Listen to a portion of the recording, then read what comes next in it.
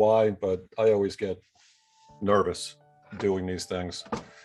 So please bear with me. I was voted to do this by my good friend, Andrew Rowan. Anyways, I was thinking quite a bit about actually the past few talks that folks have been giving on Wednesday morning. In particular, a couple that stand out to me was Joe's talk, talking about, gratitude and the mindset of, I get to jump on the phone today instead of I gotta get on the phone today. And Andrew's talk, which I really enjoyed because hearing about that trip of his, I thought a couple of my overseas trips took the cake, but man, oh man, I would have been losing my mind if I was him. But anyway, his talk about seeing the light in the dark. Two great talks, by the way, which I doubt that I'm going to measure up to, but we're going to try here. So I was thinking about it, and I thought about different ideas, different things to talk about. And for some reason, I just kept going back to this whole idea of talking about negative and positive thinking and how it affects you in your life, in your personal life, in your work life, and all these things. And so I want to take kind of a deeper dive into that subject that gets kind of down to nitty gritty of negative and positive thought. And by the way, Jacob, you're extremely good at this. So if you want to chime in at any point, you're more than welcome. And I'm going to try and go through this without talking too much as well. So if I do go a bit long, and if I mess something up, it's all Andrew's fault, okay? Anyways, all right, so now let me get started with this. I think by now that all of us, at least most of us, know the saying about your own BS. I'm sure you folks have heard that from Senior. It's not BS like the, undesirable word. It is the BS of your belief system. And that saying is, whether you think you can or you think you can't, you are correct. And it's so true. I think a lot of us can probably attest to that, but I mean, it sounds so simple. At the same time, it seems like such a simple statement, it's such a simple thing, but at the end of the day, it's not always simple at all.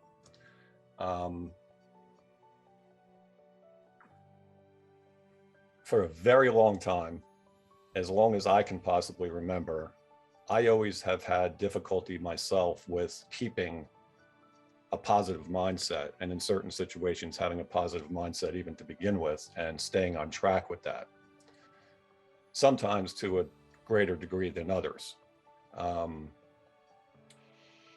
Another thing that I remember, I always attribute this to Senior, but he would always say that in this business, it's not easy. It's not for everybody. It's not easy. But for those people that really dig in and do the hard work first, it will get easier. But you got to do all the hard work first. And it's not going to be easy. It may challenge you. It may make you look at things differently and make you go through some kind of a change, your mindset and all those things, in order to be able to accomplish what you're looking to accomplish. It could be a real challenge, very much a necessary one, to deal with the hard stuff. But it's something that it becomes necessary. You got to do that first so that you can truly grow in a positive direction and affect others more positively, like what we're in our organization always trying to do. And also, folks, I have to apologize here too, is that I'm reading, because if I didn't have stuff written down here, I'd be messing this up left and right. So doing great, Greg. I'm sorry? You're doing good, man. Thank you, sir. I appreciate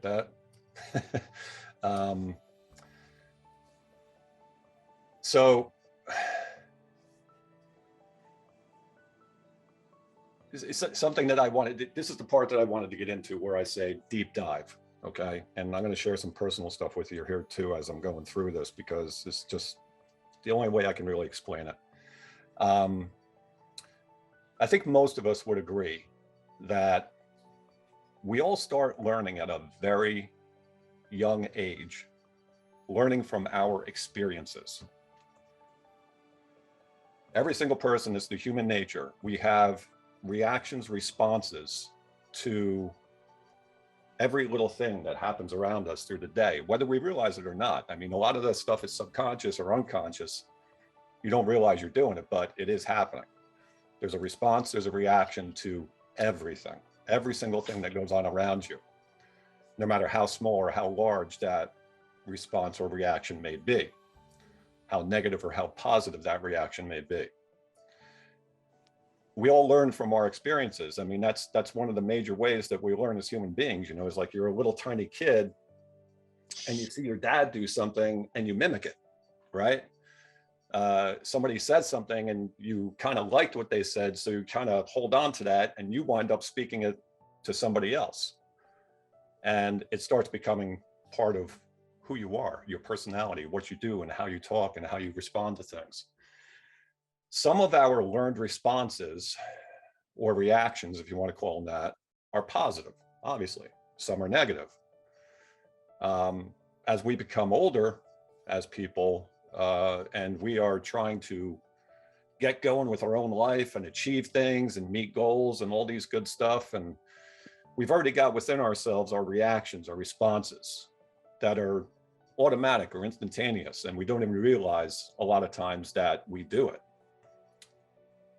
Sometimes it can be really, really difficult to change those things because it has an effect up here, whether we realize it or not.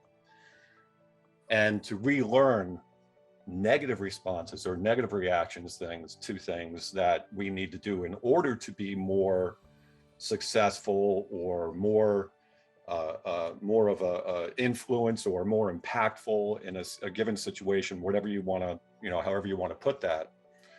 The negative ones obviously don't, in most cases, almost all cases, don't help us along in that journey, right?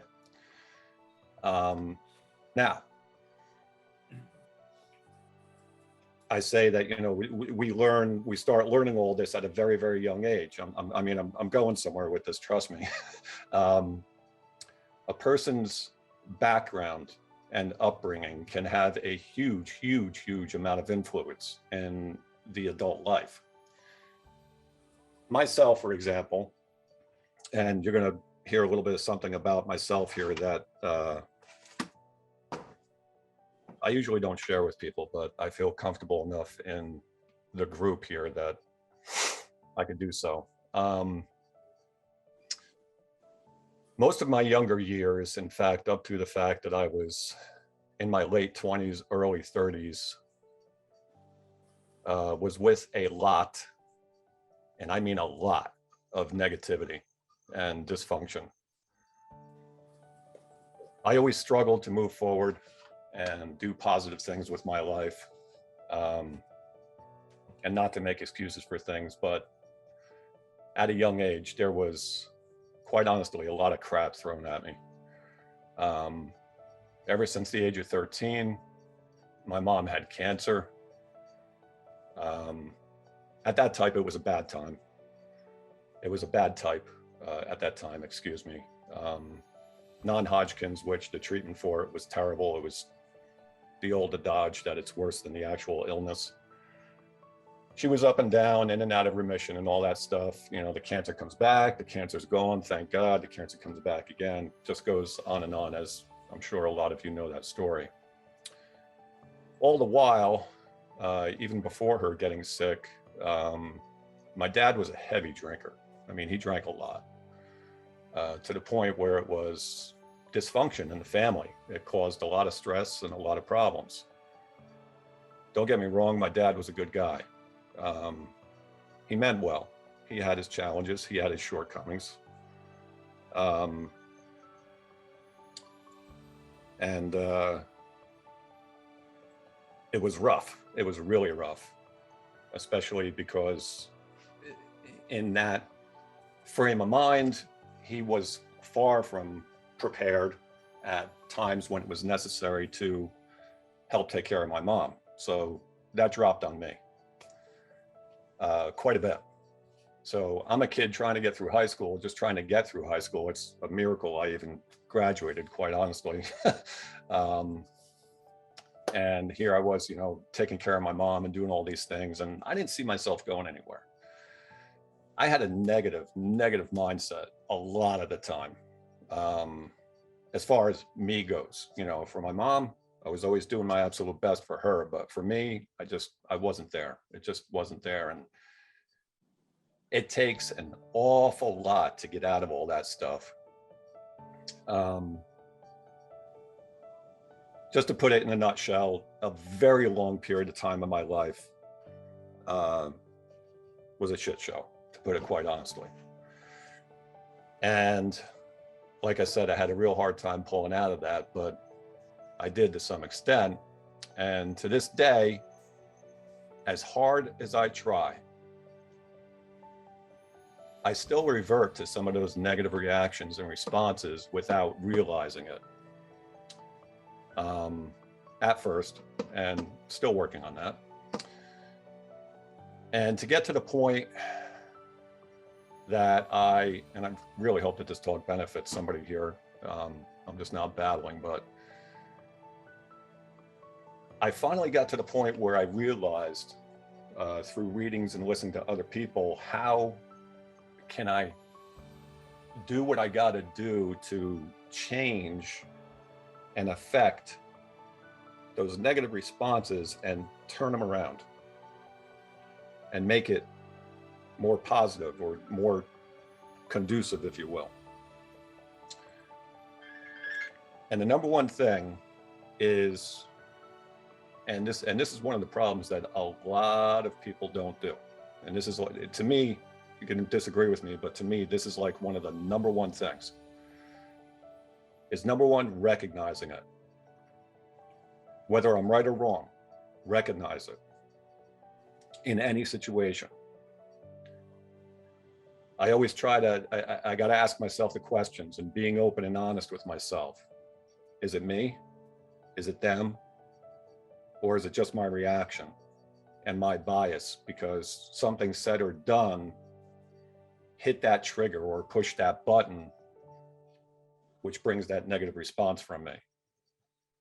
And then kind of puts me in a mindset that's not a good one. So recognizing it, number one, and being very open to it.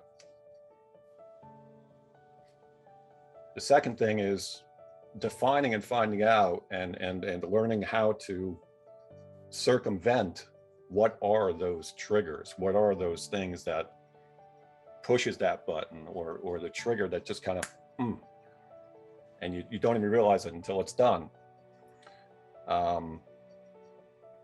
By identifying that, I found that I was more able to visualize and think about a more positive response or an outcome.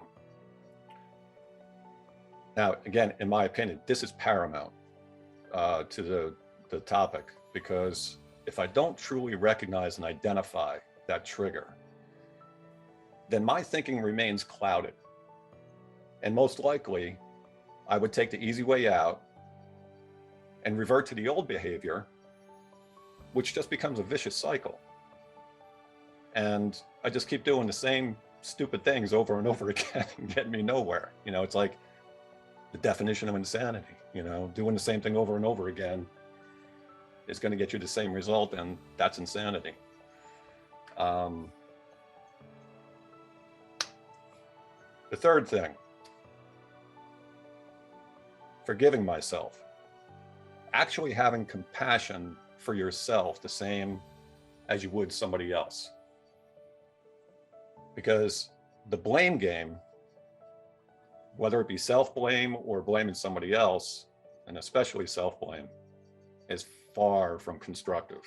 Trust me, I can attest to this.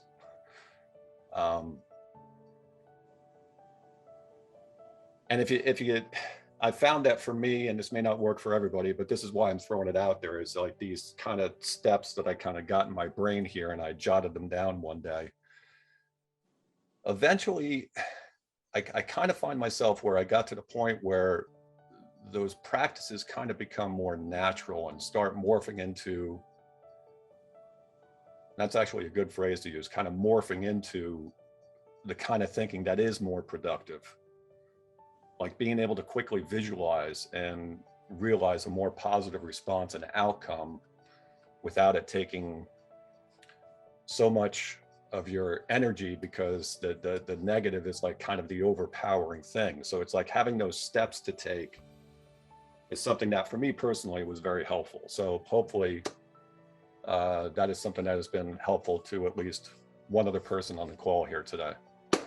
That's what I got, guys. I'm done. Thank you. Good job, Gary. Thank so you. much, Greg. Very nice.